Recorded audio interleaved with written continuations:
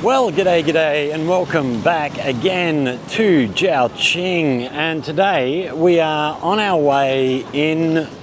We're walking down to Paifeng Square because it is the last night of the beer festival here in Zhaoqing tonight. It's been, I think, 9 nights. So we're going to have a look down there. We're probably not going to go into the festival venue itself.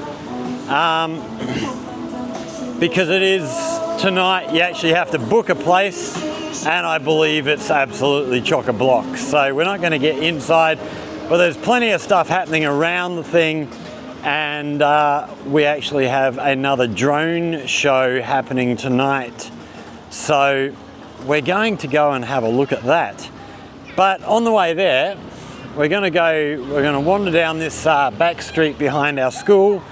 We are then going to go down along the old wall. We're going to get up through the tourist street, and then down the main road down towards Star Lake and Paifeng Square. We're just sort of taking a zigzag path through the way there, and yeah, we're just going to have a look at what's happening on a Sunday night in Zhaoqing, on the streets around the place.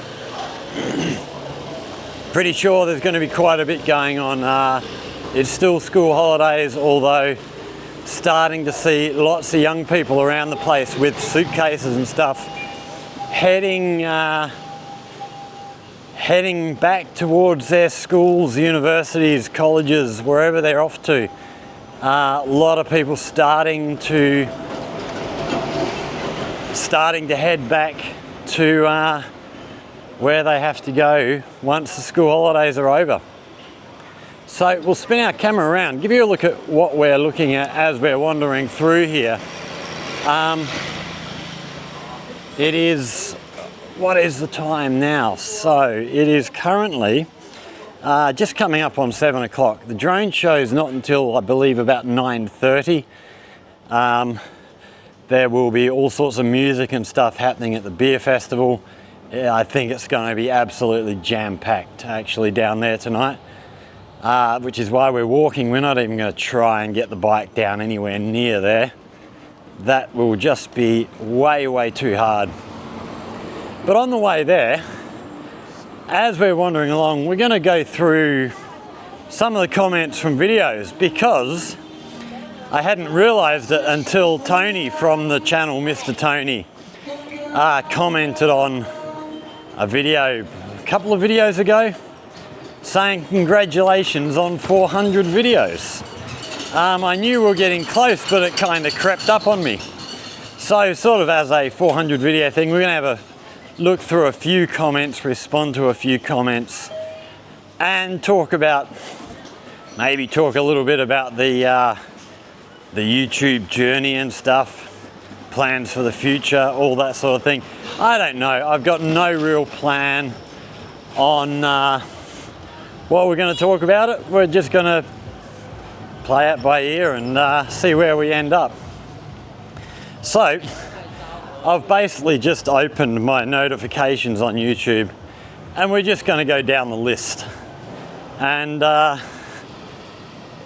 see what comes up. Yeah, it's certainly not going to be a comprehensive comments video. There's heaps of stuff to talk about. So, first one is on the video, a walk from Sing Sing Hotel. So this is the latest video I just posted today.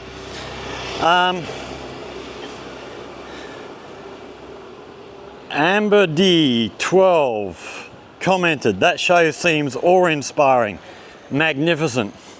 So in that video I played a bit of a clip, well, a couple of clips I think, or a clip, I can't remember exactly, from a show that used to be performed here in Sing Sing. Sing Sing is the home of the 6th patriarch of Buddhism, and he is very celebrated in Sing Sing. A lot of tourists come to check out the temples and stuff dedicated to him. And yeah, they had a show, huge big show that ran for a couple of years. It was absolutely massive from all accounts. Which, yeah, like I say, ran for a couple of years, but then COVID happened, it all got cancelled. And they couldn't carry on. So the show sort of came to an abrupt halt. And from my understanding, it sounds like the local government authority is in talks with the company that put the show on, and they are trying to get it going again because it proved to be very, very popular with tourists, bringing a lot of people in. They still get tourists apparently coming into town going, where's the show? When's the show on? It was a huge big draw for the area. So yeah, hopefully they can get that going again. I've already been chatting to Ange and Jimmy and said, you know, look, I want to be there for opening night if they get it going again. I definitely want to be a part of that, go and see it. So yeah, we'll see how we go with that. Hopefully it happens. There is another comment further down the line. Someone else who actually saw the show, which we'll talk about what he had to say when we get there. Next, notifications. This is from the new temple in Sing Sing video, a couple of videos ago. Thank you for sharing a beautiful spot. Cheers from Australia. That's Tube 4MJ. Yeah, no worries. Thanks for watching. It is a beautiful spot. I mean, all of Sing Sing. It is a place I love visiting, and as long as I'm in China, it will be a regular spot for me to stop in and spend time in. It is, you know, it is my second home here, really. Right, which way are we? Okay, we've got to get around the other side of this wall to get up onto the wall proper. From Mr. Tony, congratulations, 400 videos. Yeah, I can't. That snuck up on me. Last time I sort of looked at the numbers, I was at 380 or something. And basically during the holidays, I've been posting a video every day. Pretty much. The couple of days I missed out when I was over in Sing Sing and stuff. But yeah, I've still got about 10 videos waiting to go online, but I'm trying to limit myself to one video a day. We're in Sing Sing for 2 weeks about a year ago. Ended up with about 30 videos, and was just pumping them up onto YouTube as soon as I got done editing them. I was posting 4 or 5 videos a day, and yeah, it's just too much for you, too much for me. This way I've sort of got videos lined up to post, and I don't, if I go out and make 3 videos in a day, go and record 3 videos in a day, get them edited, it means I've got 3 days where I've still got content coming up, but I don't have to, you know, I've got stuff to keep content coming up, keep it regular without overly flooding the market. From UDG 1596, thank you for sharing, sir. All the best wishes to you. All the best wishes right back at you. And no worries about the thanking me for sharing. I quite enjoy it. Wow, we got a quite a nice little sunset over there happening. I wonder if that sky is going to light up, or have we already missed the best bit of it? Right, what else have we got here? Right, from the Sing Sing Bridge and New Park. From Russell Catchpole. Hey Scott, you must have visited the bridge at night. I've quickly stuck together some video taken earlier this year and last year. And then he's provided a link. If you go and have a look at that video, his comment will be in there with the link to his video, which I went and watched. Good little video, very nice little video. Yeah, I visited at night plenty of times. I love going down and just sitting by the river and looking at the bridge under lights. It's absolutely gorgeous. They've done such a great job with that. And now with the light show, which under his comment, I actually replied with a comment to him linking my video with the light show. So you can go and have a look at that one as well. It's, yeah, it's a beautiful bridge. They've done such a great job. It's absolutely beautiful. And yeah, I had a look at your video. Great job. From Waykunk. Today's video is a bit short, but it's good. Yeah, that was, I think if I remember rightly, that was under 20 minutes, which for me, that's really strange. Under 20 minutes for a video, what's going on here? Don't worry, there's some longer ones coming up. You'll have no shortage. So we're up on the ancient wall now. It's just such a beautiful night, beautiful place to walk of an evening. Right, what else have we got down here as we move our way through? Right, from a friend's new house in the mountains of Sing Sing. BMK 8018, you've got cool friends. Yeah, I've got the best friends. I don't have a lot of friends. I'm not an overly social person. I really like spending time alone, on my own, just exploring things. So for people to get to become good friends with me, they've got to be really good people. Yeah, the people I know, especially my friends over in Sing Sing, they're just fantastic people. They really look after me well. And, you know, if there's anything, you know, I've told them as well, you know, if there's anything I can ever do for you guys, let me know. They actually want to do a group trip back to Australia sometime. So we might well do that one of these days in a few years' time. Take them back and show them where I come from. That'd be really cool. To repay them. From Tiolo G60, is the fruits Longan? Longan. I don't know. I can't tell you. I don't know what they were, but they weren't to my taste. I did try one. No, not very good.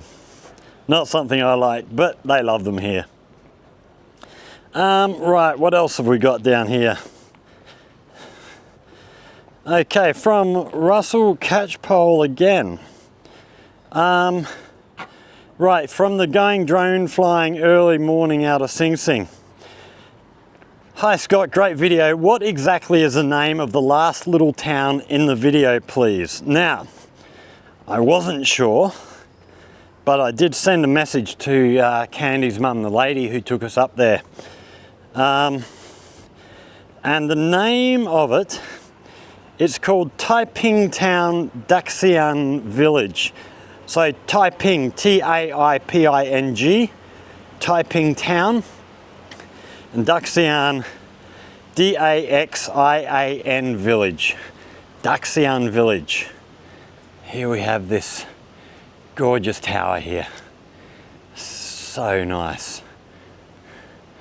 A really good place. A lot of people come down this way for photos and stuff. So that answers that question. Okay, next we have Weikunk again. Wow, this place of yours is really beautiful. The drone is flying back and forth around the dam, and there are lots of forests, so many trees, and also many temples in the village. Usually we call this kind of temple, I forget the exact name, sorry, but the scenery is truly amazing. And although your drone can't really be compared to the Mavic 4 or Mavic 3, I still think it's pretty good because they all have the same max flight altitude, about 500 meters. No, it's actually 120 meters to fly legally. You can fly higher, but you'd be breaking the law, so I avoid that however I can. Oh, got some steps to walk down. We'll just focus on the steps while we come down here. I even saw a video from an American user who managed to fly his drone as far as 7.2 kilometers and still bring it back. He once flew at 10.2 kilometers away, but it crashed when it was still about 1 kilometer short of returning to his location. It took him a whole year to recover it, and surprisingly, after charging, the drone could still fly. Yeah, the drone, I mean, you know, flying that far away, as far as I know, pretty much everywhere is totally illegal. Your drone is meant to be within visual sight at all times. He may well have done that with spotters placed along his route, so that there were people radioing him to tell him that there were no other craft around or anything, but I think that'd be a grey area. Yeah, you shouldn't really be doing that, but at the same time, I do like to see people doing those types of videos because it's good to see just what your drone can do if something happens and you have to be able to do something. Yeah, I saw one of a guy who flew his drone. I don't even know how high he went, but he went way, way up above the clouds. It was absolutely astounding. Carrying on, so I just want to say drones are really amazing, and your place is truly so beautiful.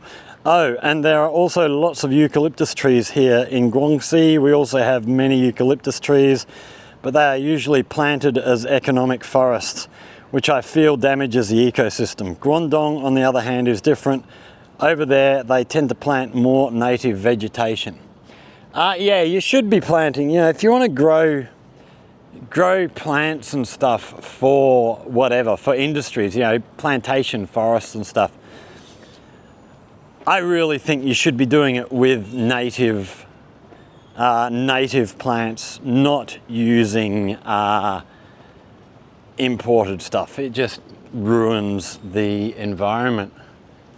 We've got, where's it gone? We just had a light flashing onto this building here. I was just trying to see where the light was coming from, but it's disappeared. Okay, from the same person on the same video. China now has a policy called Gold Mountains and Silver Mountains are the country. This policy was proposed by our President Xi Jinping. It is meant to protect the environment from pollution and keep the trees evergreen and lush.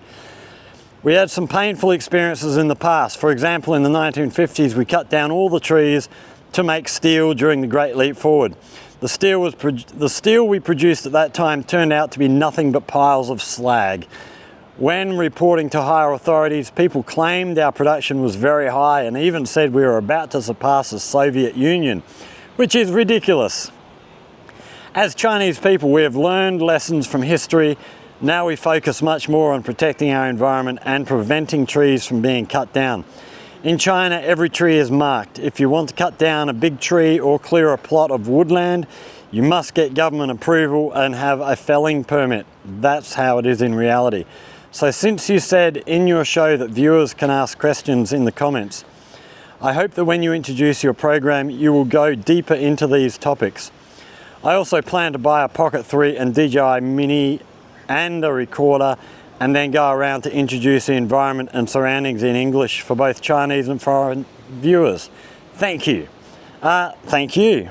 You're a regular viewer, you watch a lot of my content. I'm really glad to have you on board.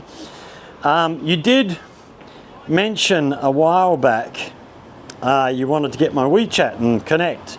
So this guy's in Guangxi province. I think from memory is in Nanning.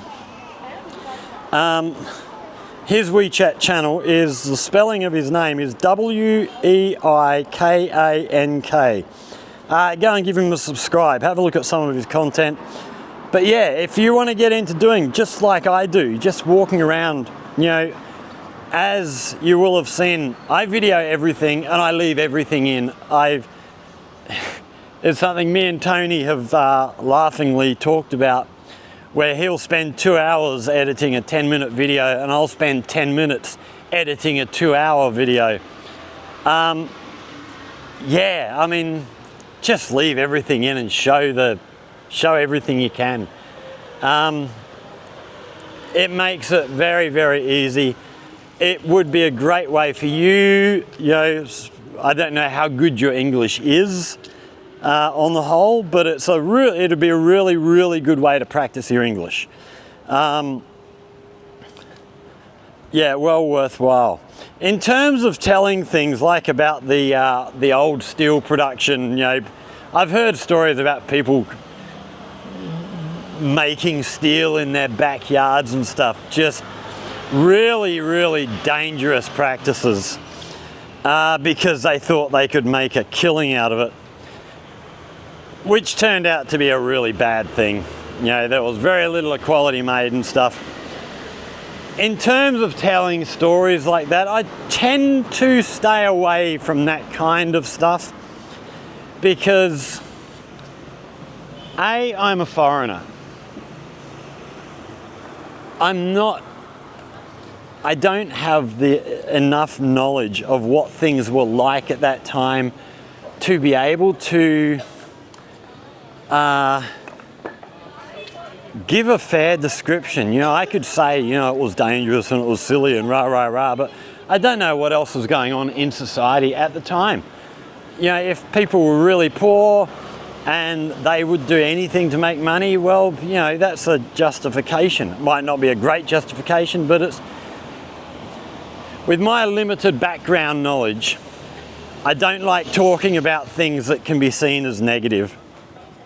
And also all of this stuff, you know, there's a lot of this stuff that's out there that people who are anti-China already use these arguments. They're already out there. People are telling these stories in a negative way. I'll leave debunking a lot of that stuff to the people who do debunking on a regular basis. That's not my forte. It's not where I do my best work. If I'm talking about a specific subject, then I will talk about these things. So, for example, I could quite easily do a video on the car industry here, back in, say, the 1980s, 1990s, and say, oh, look at how crap all these cars were. But that's missing a lot of stuff. You know, China was learning how to do this stuff at the time. So we're now entering the tourist street. I'll just let you know as we walk along here. But if I talk about what cars are being made here now, with the electric car revolution stuff, wow, they've got this new brick wall they're building along here. That looks really cool. Really nice. Yeah, so if I'm talking about the electric cars and where things are now, I can do that, and I can mention what the car industry was like and sort of show how much better it's gotten and how much China's learnt and all that sort of stuff, and not just have it being negative, negative, negative. So things like the steel production, I have read a bit about that. And if I'm doing a video about something modern that's really great, I would be happy to sort of talk a little bit about those times and how things worked and stuff. But just talking about that on its own, nah, I'm not interested. I don't want to give potential ammunition to the China haters out there who will lie and quote mine and stuff like that to try and justify their, I was going to say misguided views, but no, to justify their lies. Let's be honest. But yeah, get in, start making videos. Just copy my format to start with. It's a really easy way to get into it. I will probably adjust how I do things in the future, but I'm enjoying just doing what I'm doing at the moment. But give it a try. Like I said, it'll be great practice for your English as well. So it's well worthwhile. Andy Holmes, Sydney. Hi Scott, I will be off to China for Christmas and New Year. What are the laws around drone usage? I have an Air 3. So, drone usage. First of all, you do not need a operator's license for a drone, provided it's under, I can't remember the exact weight, but it's a couple of kilograms. You know, up to your Mavic 4 type stuff, you don't need a license to operate. Once you're getting bigger commercial stuff, maybe by the time you get to sort of the DJI Inspire size, maybe then you need to have a license. You need to actually be able to show that you know what you're doing. But, you know, these smaller individual drones, the hobbyist drones, you don't need a license, but you are meant to get your drone registered. You can do that online, doesn't cost anything. It is free to register. You will end up, you get a little sticker that you put on your drone so that, you know, if you crash or something, you can be identified. Now there is an English language site that you can do this with. I didn't do that. I did it through a Chinese site using English people as using Chinese friends to translate things. So I actually used the proper Chinese site. I think the abbreviation of the organization is CAAC from memory. I'll try and track down the site and also a site with the drone laws and put them down in the description down below. So you can go and have a read of that. If you're only here short term, as long as you're... See, I flew a Phantom 4 for, I got that 7.5 years ago. I flew that without ever registering it. It's still not registered. My school's actually got that now. I've sort of given that to my school to use, help them out.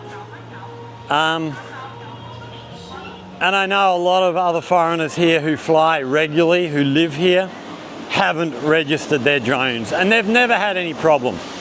As long as you're sort of smart about where you fly, as long as you're not flying in the middle of Shanghai or something. You know, there are, I think when you get to those bigger places, Shanghai, Shenzhen, Guangzhou, Beijing, there are going to be places where you're not allowed to fly. But once you're out more into the sort of countryside area, you're going to find plenty of places you can put a drone up and you're not going to be bothered. The only place here in Jiaoqing that I've found where you can't fly a drone is out at, there's an island out in the river out in Dinghu. And one end of the island they have a ultralight airstrip. And that half of the island, drones are banned because there's an airstrip in the proximity. So other than that, I've never found anywhere in Jiaoqing where I can't fly my drone. There are temporary bans occasionally, so like tonight with the beer festival, because they've got the drone show, they have got a no-fly zone around that area, which is a bit of a shame because I wish if I'd known earlier there was going to be a drone show, I might have got in contact with the people organising it and actually tried to plan with them, because I'd love to get my drone up and actually film one of these drone shows from the air and get my drone fairly close and in with them to actually see the drones moving around. But we'll maybe contact one of these companies one day and go down, a lot of them are based in Shenzhen. Maybe go down to somewhere where they practice and do a video on that sort of thing one time. We'll see how we go. But yeah, bring your drone with you. I don't know that, I don't want to encourage you to break the law, but I don't know how important it will be to, oh wow, they've got a little library station here now. So I imagine you come in here, scan the QR code. Is this a library or do you buy books here? Let's just have a look over here. Okay, it is book sales rules. So you can buy your books. Wow, that's really cool. I've not seen, that's new. I've not seen that before. Not plugged in at the moment, not operating, but we might have to come by and have a look at that sometime. Yeah, as I was saying, I don't want to encourage you to break the rules, but like I say, I don't know how important registering your drone is. If you've got time to do it, it's probably best to do it. Better to be safe than sorry. If you're coming here and you've got Chinese friends who can help you out with that, you can do that. You can use, you can use your passport. It's not like there's a lot of things that happen here where you can't use a passport. You need a Chinese ID card. Registering your drone, you can use your foreign passport. So yeah, and it's not hard to do. It's no drama. Right, moving on to our next. Where were we? Right, Mighty Steve. So this is comments on the Fengmu village. Nice little village from Mighty Steve, 001. Yeah, it was very cool little spot. I love getting out in those little hidden away places, places that have probably never seen a foreigner before. It's really cool. From Waykunk again. Big brother, I watch your channel very often. You update every day and I go watch every day. In one of my videos I even mentioned you and your program. I said you're a Scot in China and that you post videos every day. Your program is really good, long videos with a lot of substance. You don't add any decorations or do any editing, you just upload them directly. That's what I like. Here's my link where I talked about you. There's no link there. I will get through and watch some more of your videos. I have watched a few of them, but yeah, busy. I'm uploading every day, I'm busy making videos. There was something else you said there that I was going to.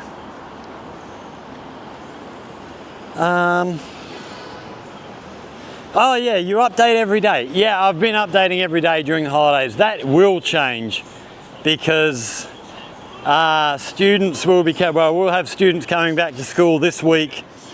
It's Sunday night now. So I think starting Monday or Tuesday, our second year students come back. The following week, our new students will be arriving. And then we'll be back into doing classes again. So I will probably be dropping back down to 2 or 3 videos a week, depending on how we go. But who knows? We'll see how we go. But yeah, like I say, I've got about 10 videos lined up on my computer, ready to go, ready to upload. And I'm trying to limit myself to 1 a day. Amberdy 12, the infrastructure wherever you go looks superb. Yeah, it's one thing that China does do very, very well is infrastructure. The big thing that I really, really like here is that all the services, all your public services, your water, your phone, your banking, your telephone, your, the rail lines, the road, everything is, if not outright government owned, the government owns a share of. So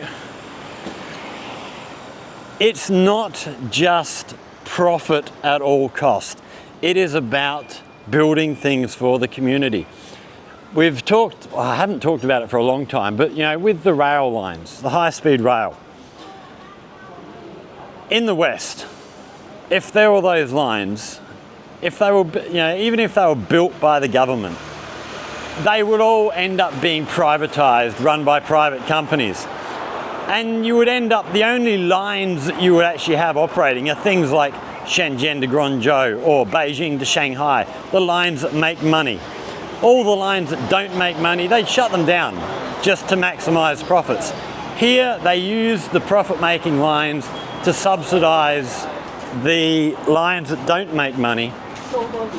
And that is, that is what I mean. They look after their community. It's not all about how much money can we make. In fact, how much money we can make, I think as long as they're breaking even, they're pretty happy. They're not here to,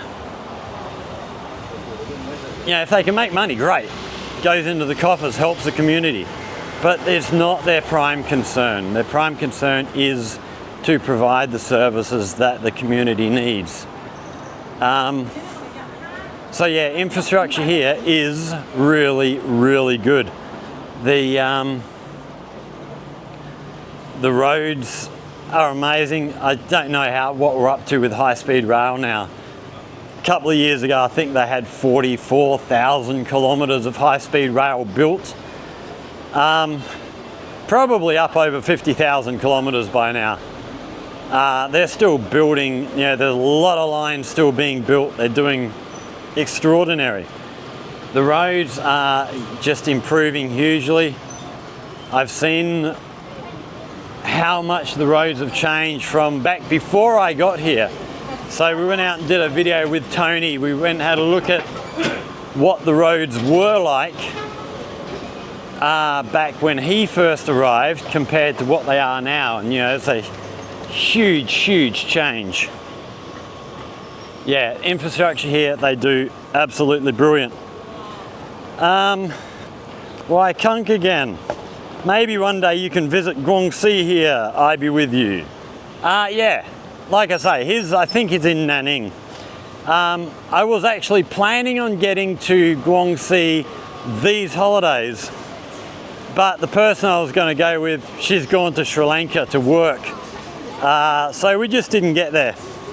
But we will get over to Guangxi again. I do have some friends over there, and we'll definitely catch up. Right, we'll do one more lot of comments here before we finish up.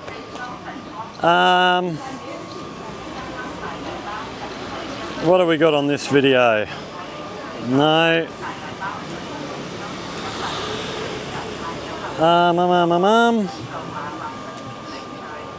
Right, let's have a look at this one. So from a couple more comments. So this is a video we did out when we were walking back from Dinghu. Steve Snick, can't believe it's still raining. Yeah, it's been a really, really wet summer this year so far. It's just been a hell of a lot of rain, really wet, and when it's not raining, it's been really, really hot. So yeah, strange summer. From YouTube user RRRRKDI. Hello Scott, and thanks for the response. In regard to the biggest issue thing, yes, that's true. Okay, he's got a long comment there. So this is someone I've actually connected with on on Facebook. Not on Facebook, on WeChat. We've had a bit of a chat. We'll have to catch up again soon and talk some more. Right. Okay, JJCI83. Yep, Western politics, especially in the US, is a grim spectacle of tribal brawling, causing gridlock and peddling division over progress. The question now surely has to be this. Are people ready to stop the yelling and back structural changes for long-term planning and infrastructure? It requires changing an already broken system. China has clearly shown that long-term planning with sensible policy is achievable and ultimately benefits its people, as evidenced by its constant and consistent progress over the last 30 years. And 86 Larway said, I can't ever see the US asking China for help unless it was done behind closed doors. Yeah, totally agree. We're going to go back to that previous comment. Requires change in already broken system. Yeah, I don't know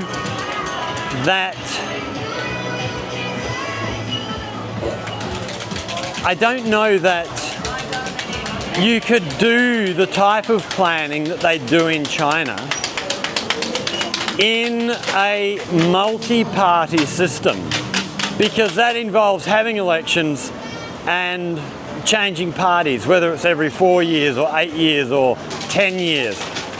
At some time, parties are going to change. So I don't know that you could realistically expect to be able to do the kind of things that China does. Because China does have a very stable system, as much as people like to whinge and bitch about, you know, people not having a say, that's not entirely accurate, but it works. And like I've always said, I don't really care what type of government any particular country has.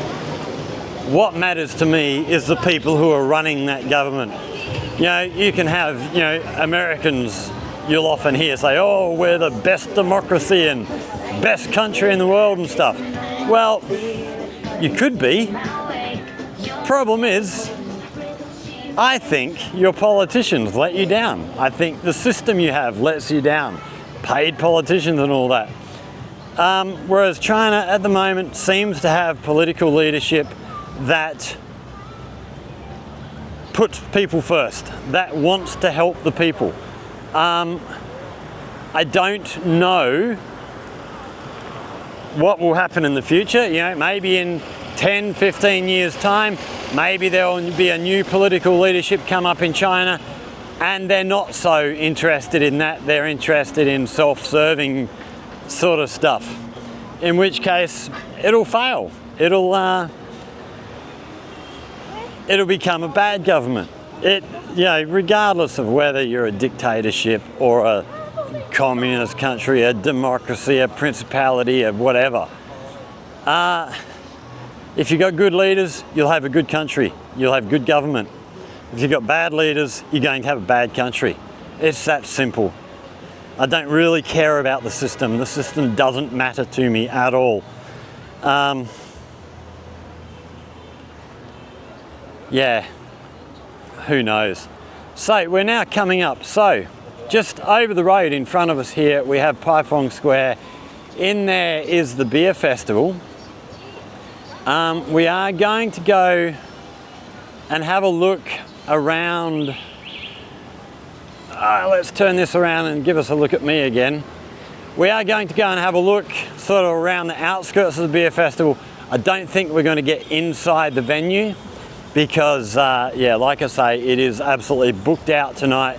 It's going to be very, very hard to get in there. Although Thomas is around, we might get him to get us in, but I'm not really interested in there. It's all loud music and stuff. I don't know how much of what I tape will be able to actually go on YouTube because of the music and stuff. So I'm pretty happy to hang outside, and it's too crowded and too noisy, and I'm too old for that kind of crap.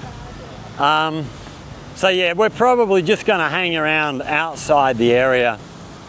And then what's the time now? It's now coming up on 8 o'clock. At 9:30 we have the drone show happening. So yeah, that'll be our next video. So make sure you like, share, and get yourself subscribed for the next one. Well, look, a number of bikes parked down here behind us. Everybody here for the last night of the beer festival. We got some people with cameras here setting up. So I don't know where the drone show is going to be. Maybe they're setting up to get photos of the drones over, where are we? Over the top of Python Gate here. With the drones up above there. That would be something spectacular, but we're going to be further over this way. Get a little bit closer to the drones and see what we can see. Questions or comments down there in the comment section, hit us up. And as always, if there's anything you would like to know about life here in China, in Guangdong, here in Jiaoqing, hit us up down there in the comment section. If you come up with a good idea for a video, we'll go away and do the research and bring you a video about something that you want to know about. But for now, thanks for watching, everybody. We're going to get over the road, find ourselves a little bit of something to eat, and then get on with making the next video. Busy, busy, busy. Yeah, thanks for watching, everybody. Stay safe. And we will see you all in the next one. Cheers.